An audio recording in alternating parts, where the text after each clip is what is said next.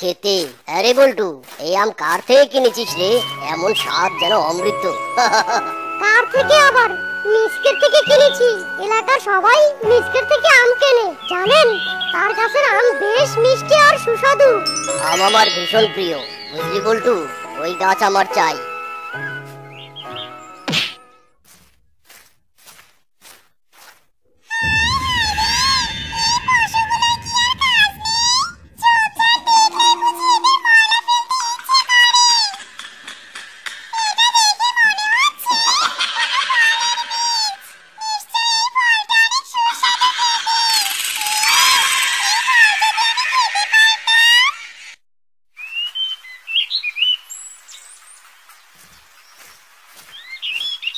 কিরে মিচকে, এসব আম পেরে কি করবি?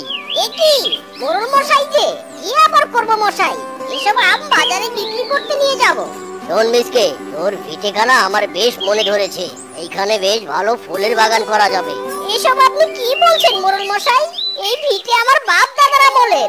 আরে তাতে কি হয়েছে? এই ভিটে আমার চাই চাই।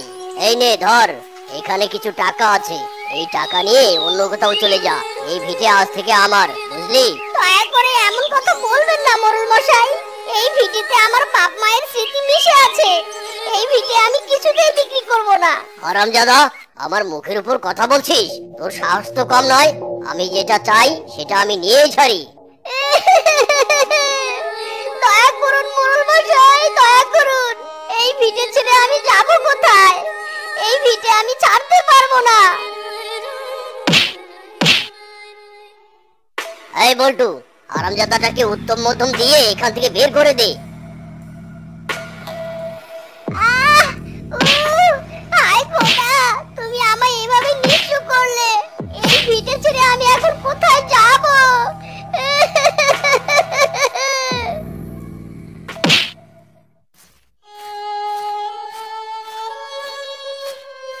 দাদা, আমাকে একটা কাজ দিবেন দাদা?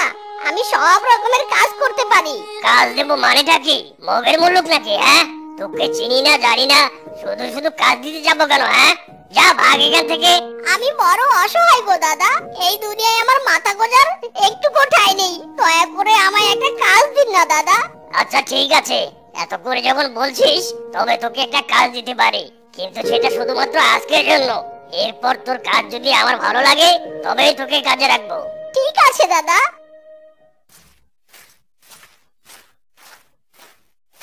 এই মিচকে, বাইরে একটা ভ্যান দাঁড়িয়ে আছে। এখান থেকে 10 পিস গ্লাস নিয়ে ভ্যানের উপরে রেখে আয়। ঠিক আছে দাদা। আর শোন, সাবধানে নিয়ে যাবি। একটা গ্লাসেও যেন কোনো ক্ষতি না হয়। আপনি কোনো চিন্তা করবেন না দাদা, আমি সাবধানে কাজ করব।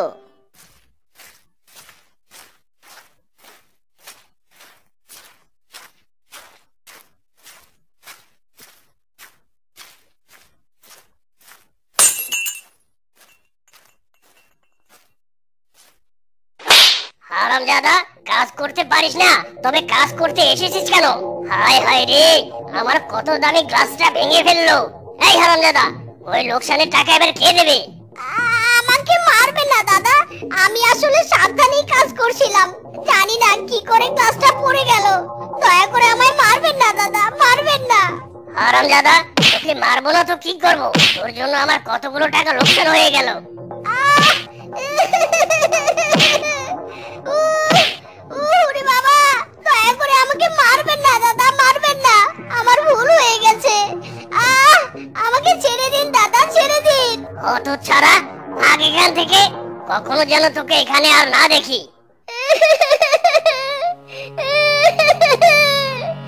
খোদা, এই জগতে যার যত বেশি আছে সে আরো বেশি চায়। গরিবের উপরে এমন অন্যায় তুমি কেমন করে সইছো খোদা?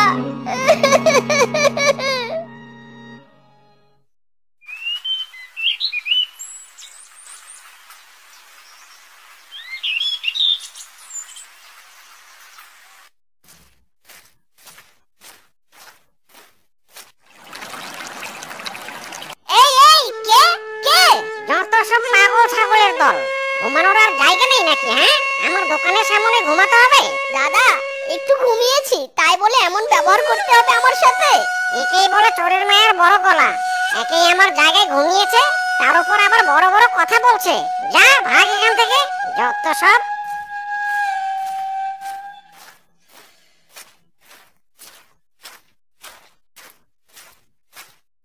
বাবা 10 টাকা দাও বাবা, দুদিন হয় কিছু খাইনি। দাও না বাবা, দাও না 10 টাকা। উফ, এদের জ্বালায় শান্তি মতো কোথাও থাকাও যায় না, যত সব উটকো ঝামেলা। খোদা তোমার মঙ্গল করুক বাবা। মা, পানি খাবো। কে কোথায় আছো? পানি দাও, পানি। ছেলেটাকে দেখে অসুস্থ মনে হচ্ছে।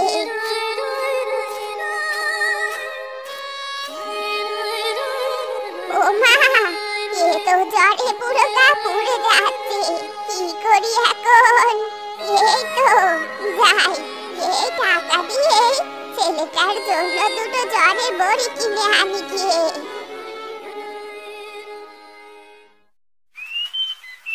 খাও বাবা খাও, এই মুড়ি ছাড়া আমার কাছে যে আর কিচ্ছুটি নেই।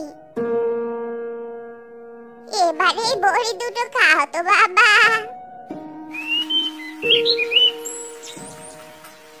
আপনার দয়ার শরীর গো বুড়িমা, আজ আপনি আমার যে উপকার করলেন এই যুগে তা কেউ করে না।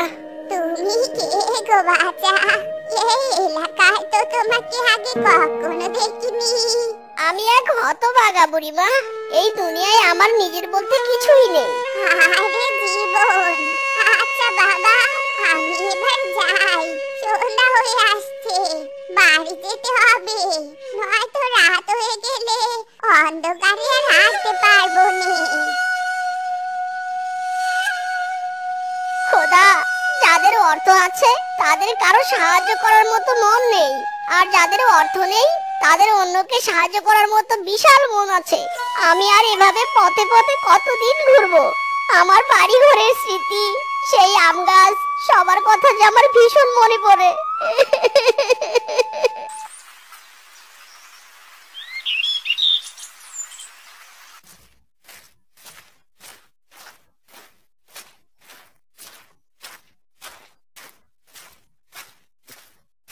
হায় রে, এই তো আমার বাড়ি, আমার সেই পুরনো ভিটে। মোড়ল সাহেব যতই ফুলের বাগান করুক না কেন, আমার ভিটের সেই পুরনো গন্ধ এখনো যে আছে। এই রোদে বড্ড ক্লান্ত লাগছে, যাই আম গাছটার ছায়ায় বসে একটু জিরিয়ে নেই। আহ, কি শান্তি! আহারে, আমার গাছের আম, কতদিন পর নিজের গাছের আম খাবো।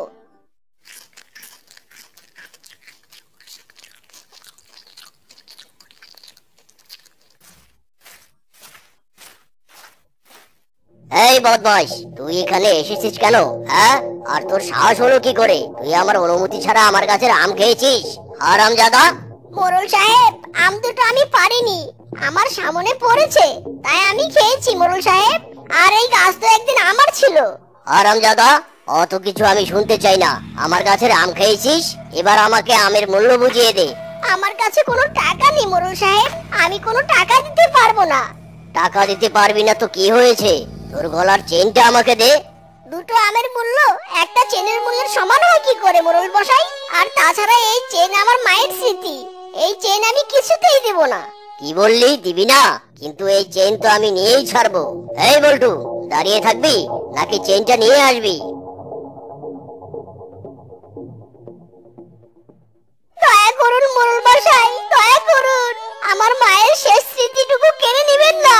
আমি কাজ করে আপনার আমের মূল্য চুকিয়ে দেব, তবু দয়া করুন মোড়ল মশাই। ভাগ, যা এখান থেকে।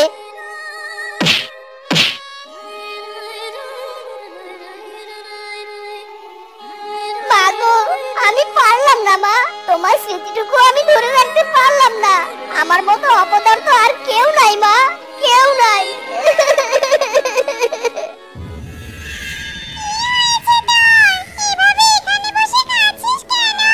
ওরে বাবারে পেতনি, খোদা, এবার কি এই পেতনির অত্যাচার সহ্য করতে হবে?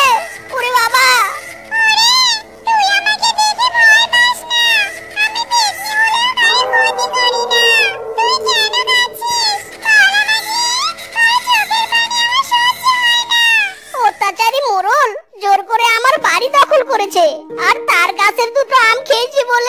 আমার মায়ের শেষ চিহ্ন সোনার চেইনটা আমার কাছ থেকে কেড়ে নিয়েছে।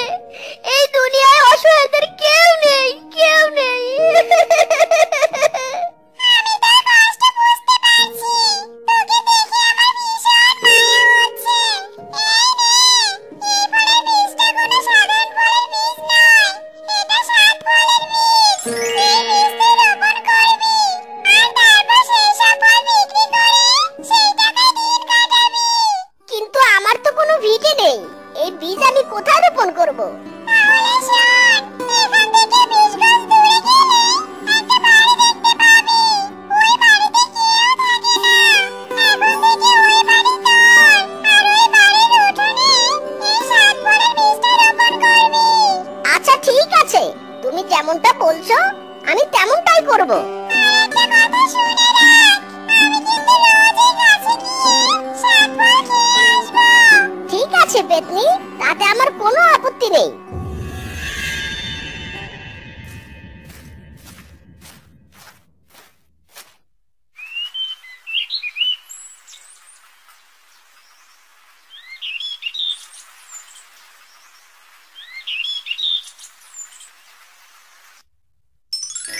মাইরি, সত্যি তো এক গাছে 7 ফল। এবার এই ফল বিক্রি করে সেই টাকা জমিয়ে আমার বাড়ি আমি আবার নিজের করে নেব।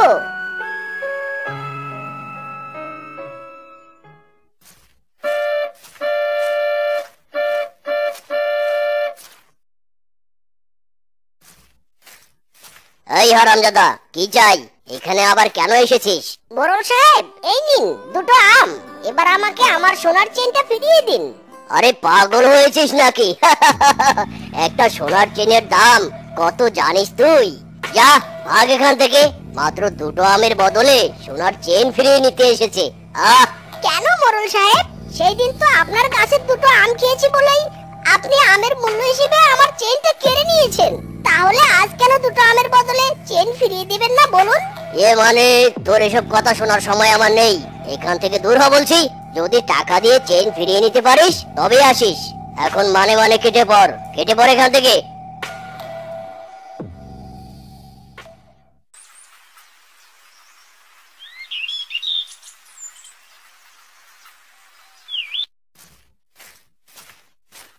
এই নিন মোড়ল মশাই, এখানে 50,000 টাকা আছে। এবার আমাকে আমার চেনটা ফিরিয়ে দিন। বাপরে বাপ, বেটা গরিবের বাচ্চা এত টাকা পেল কোথায়? তবে টাকা যখন এনেছে তাহলে চেন তো ফিরিয়ে দিতেই হবে। আচ্ছা ঠিক আছে, টাকা যখন এনেছিস তাহলে চেন তো ফিরিয়ে দিতেই হবে আমাকে। এই নে তোর চেন। বল্টু, এই বল্টু, মিসকের উপর নজর রাখবি। এত টাকা ও কোথায় পেল আমায় জানতেই হবে। ঠিক আছে উস্তাদ। আজ এসে চেইন নিয়ে গেছে, 2 দিন পর এসে টাকা দিয়ে বাড়ি ভিটে চাইবে। কিন্তু এই ভিটে আমি কিছুতেই হাতছাড়া করব না। দাঁড়িয়ে না থেকে যেটা বলছি সেটা কর।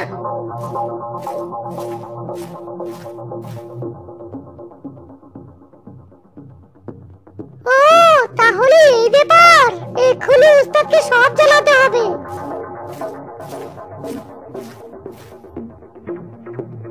ও আচ্ছা তাই নাকি? এবার বুঝতে পারছি এত টাকা মিসকে কোথায় পেলো। আমার কথা মন দিয়ে শোন বল্টু, আজ রাতে গিয়ে মিসকের 7 ফলের গাছ থেকে সব ফল চুরি করে আনবি। ঠিক আছে উস্তাদ।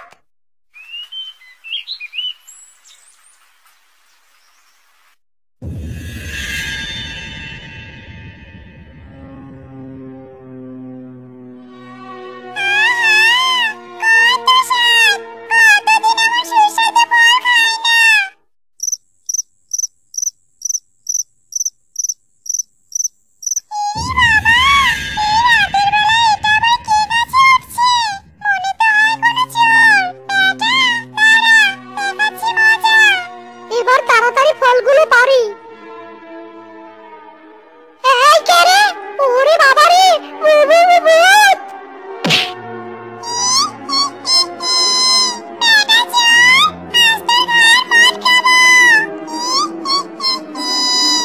ওরে বাবা রে!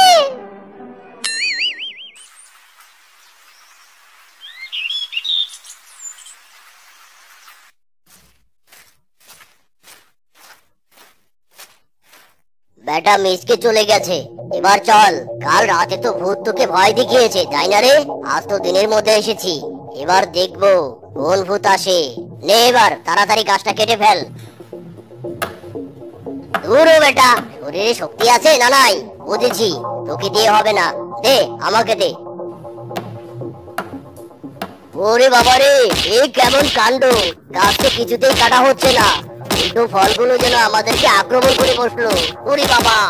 ও মা গো, ও বাবা গো, উস্তাদ এখানে থাকলে তো মরে যাব। ওরে বাবা! ওরে বাবা রে, উফ, আহ, ওরে মা, ওরে বল্টু পালা রে।